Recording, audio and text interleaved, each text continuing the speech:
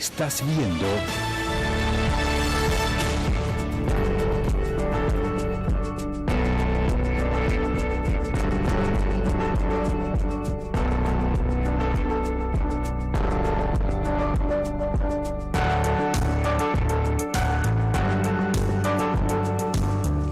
COVID-19 en la población de riesgo, el tema que estamos desarrollando en este día y por supuesto en el ámbito general de esta pandemia.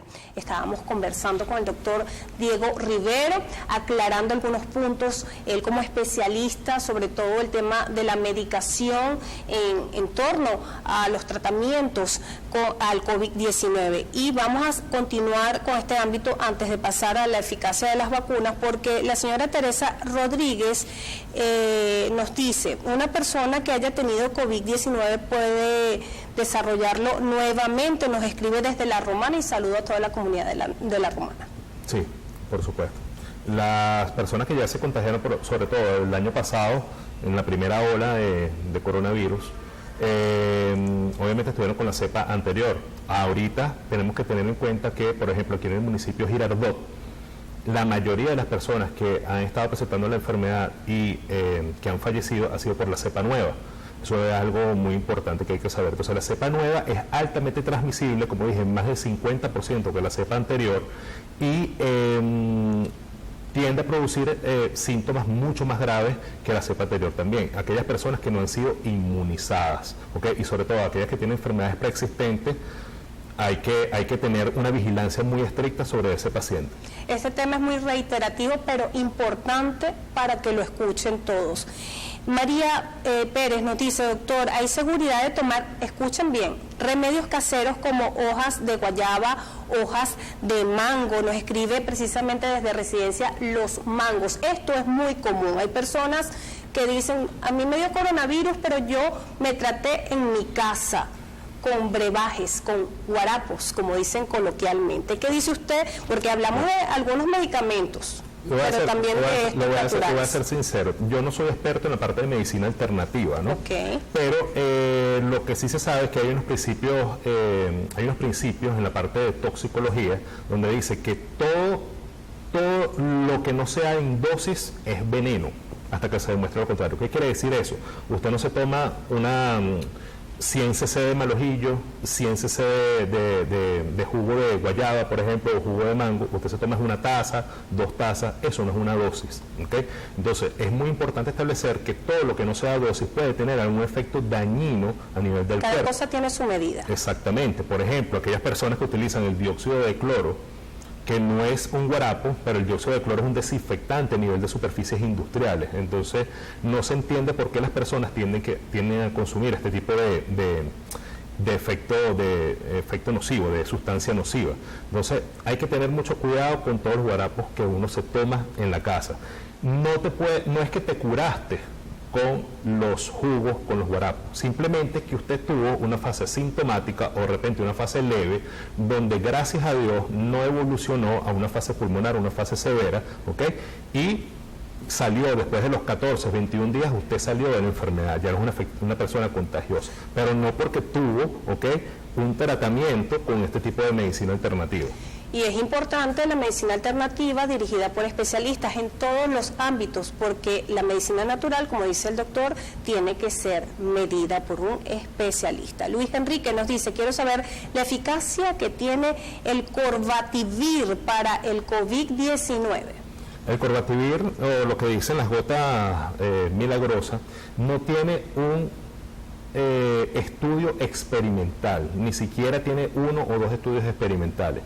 Simplemente no hay educación con respecto a este tipo de medicamentos. Han llegado al país muchas paletas, bueno, creo que han llegado en toneladas aquí para tratar a algunos pacientes, pero eso es, ¿ok?, como, poniendo un ejemplo, como la ivermectina. Eso no previene la infección por COVID-19 y tampoco la trata, porque no existen estudios experimentales. Algo que no está demostrado no tiene un efecto de tratamiento. Eso es algo que hay que tener en cuenta. Sin embargo, si existe algún estudio que se esté realizando ahorita, de verdad que no tengo conocimiento al respecto. Doctor, riesgos en estas prácticas familiares o de un amigo que me dijo, el ser querido que me sugirió, y hay personas que están asintomáticas y se colocan el tratamiento preventivo de COVID-19 de los medicamentos que ya hemos mencionado. Por ejemplo, tratamiento preventivo, la ivermectina. Hay muchos pacientes que se toman una tableta de ivermectina cada 21 días, cada 20-21 días. Se supone que la enfermedad, por por el COVID-19 tiende a tener un periodo aproximadamente de 21 días. Eso es importante. Claro, entonces no podemos alegar de que la ivermectina está produciendo un efecto inmunomodulador, un efecto de tratamiento en este tipo de pacientes. Recuerde que la ivermectina es un medicamento antiparasitario, desparasitante, utilizado muchas veces en enfermedades también cutáneas como por ejemplo el rosácea, utilizado en animales, etcétera, etcétera. Pero no tiene un efecto antiviral, o por lo menos eso no está demostrado hasta la actualidad. En este territorio aún desconocido y que está en experimentación, ¿cómo se debe manejar la alimentación para tener la bioseguridad, para no contaminarse, pero también desde el punto de vista de lo que se debe comer y lo que no cuando se desarrolla COVID-19? Si usted es una persona que no tiene enfermedades preexistentes, una persona que es sana, que hace ejercicio, usted puede comer lo que sea. Es importante las personas que mantienen carbohidratos, que mantienen grasas en la dieta, proteínas en la dieta, esto es muy importante. Ahora, aquellas personas, por ejemplo, que tienen que tener una supresión de carbohidratos, como por ejemplo los pacientes diabéticos, obviamente, ellos tienen una dieta, pero siempre y cuando no sean unos pacientes que estén inmunosuprimidos, que mantengan los niveles de glicemia dentro de límites normales. O sea, es muy importante saber que las medidas preventivas no vienen dadas por medicación, vienen dadas por las generalidades que lo dijimos al principio del programa. El ejercicio, comer sanamente. ¿Cómo puedes comer sano? Bastante frutas, vegetales, puedes comer cereales, cosas con trigo, etcétera, etcétera. Pero comen sano los pacientes sobre todo que tienen enfermedades preexistentes. Aquellos que no lo tienen, que hacen ejercicio, simplemente no tienen ninguna restricción en la dieta o nada que por lo menos que te pueda prevenir la infección por COVID. Como ya lo dije anteriormente, todos somos susceptibles de infección por COVID-19. Incluso los niños y jóvenes. Quería consultar primero en este tema de quiénes pueden ser vacunados, el caso de niños y jóvenes, porque hay vacunas como la Pfizer que está experimentando o ya está aprobado desde los 16 años en adelante para colocar la inmunización. Sin embargo, aún esto está en estudio, porque en el inicio de la pandemia incluso decían que los niños estaban, vamos a decir, inmunes de forma natural a contagiarse de COVID-19. ¿Qué nos puede decir en referencia a esto? Hay algo que es muy importante, que las personas no saben diferenciar lo que es eficacia y efectividad de una vacuna. Bien. Porque la eficacia en una vacuna tiende a ser en los estudios experimentales. Los estudios experimentales, cuando, por ejemplo, en la fase 1 o la fase 3, mejor dicho, cuando tú agarras una serie ya, miles de personas en una población determinada, tiendes a tomar, o mejor dicho, apartas de estas personas las pacientes embarazadas, a los niños o que tengan enfermedades persistentes mayores de 60 años. Son pacientes son personas que no cumplen con esta característica. Entonces, por eso es que la eficacia de todas las vacunas no tiende a ser del 100%, porque una eficacia del 100% es que se la diste a toda la población. Una población rebaño. Exacto, completamente. La efectividad de una vacuna es lo que estamos ahorita experimentando nosotros, o sea, le estamos dando a toda la población, por lo menos en los Estados Unidos, donde se vacunaron 66 millones de personas, por decirlo, pero han sido reinfectadas 6.000 personas. Esto es un 0.009% de la población. Y aquellas que se infectaron son pacientes que tienen enfermedades preexistentes, o se la dieron una embarazada, o pacientes simplemente que tenían una multiplicación, que no respondieron bien a la parte de la multiplicación viral, a la variante viral. ¿Okay? Entonces, esto no es 100% efectivo porque no ha actuado de manera efectiva en todas las personas y todas las personas han tenido algún efecto, o mejor dicho, algunas personas han tenido efectos colaterales después de la colocación de esto. Entonces, por eso que estamos en un estudio experimental. Pero es importante reiterar que los niños, o sea, que todos pueden contagiarse de COVID-19 y un niño puede estar asintomático y contagiar a sus abuelos, a su papá, a su mamá, y esto no es generar miedo, esto es generar prevención. Correcto, en clínicas privadas a nivel nacional, y bueno, aquí por lo menos en Maracay han existido hospitalizaciones de niños menores entre 4 y 8 años que han estado infectados por COVID-19, ¿entiendes? Porque han estado en situaciones donde la carga viral es muy alta, eso es algo muy importante. Si estás en una población donde la carga viral es extremadamente alta, cualquier tipo de persona de cualquier etnia puede presentar la sintomatología.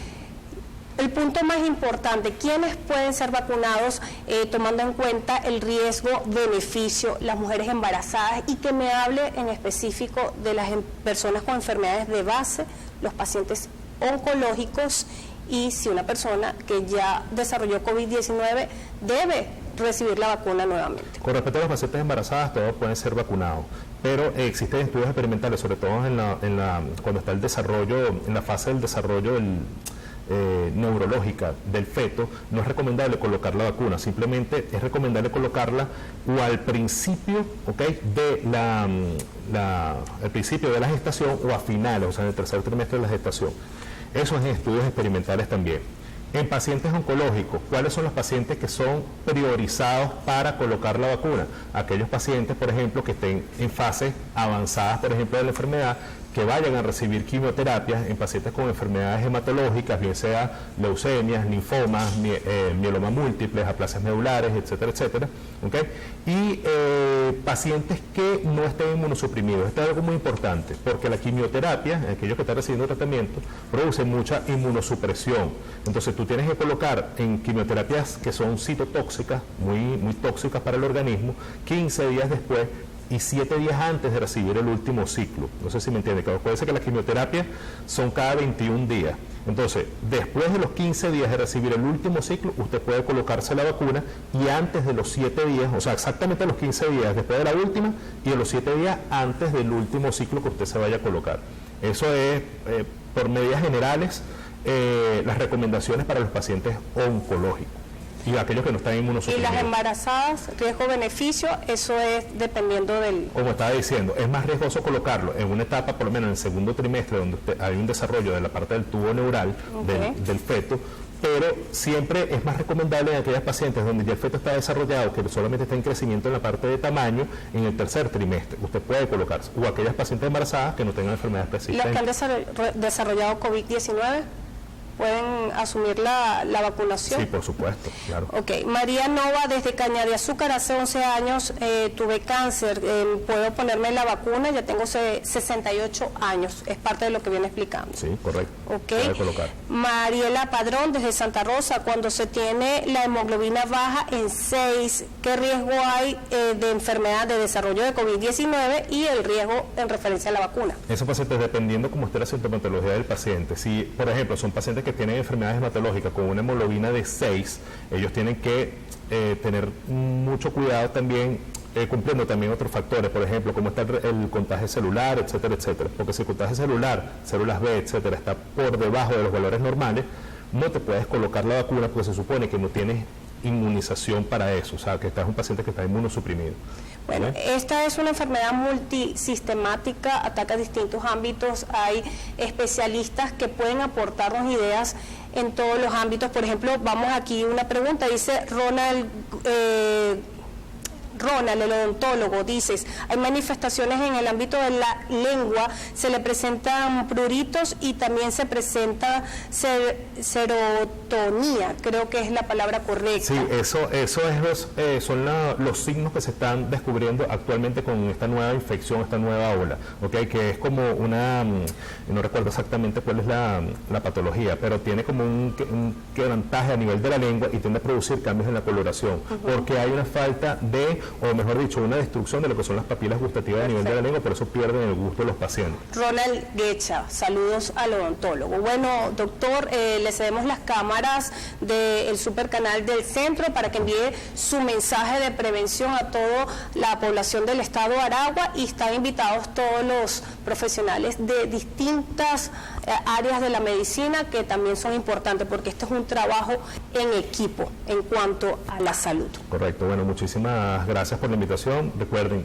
medidas generales es el distanciamiento, tapabocas, lavado de manos, la higiene personal es muy importante. No existe tratamiento para la prevención del COVID-19. Hay medicamentos que existen es para el tratamiento, y recuerden que todos los tratamientos tienen efectos tóxicos para el organismo. Estoy a la orden en las redes sociales también si desean más información.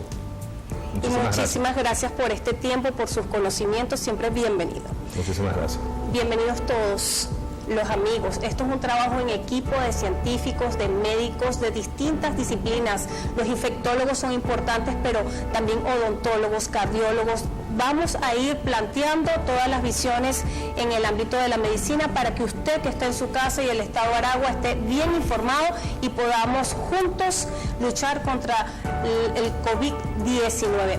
Vamos a cerrar este programa por el día de hoy agradeciendo su total sintonía y con la medida de bioseguridad. Muchísimas gracias. EBS presentó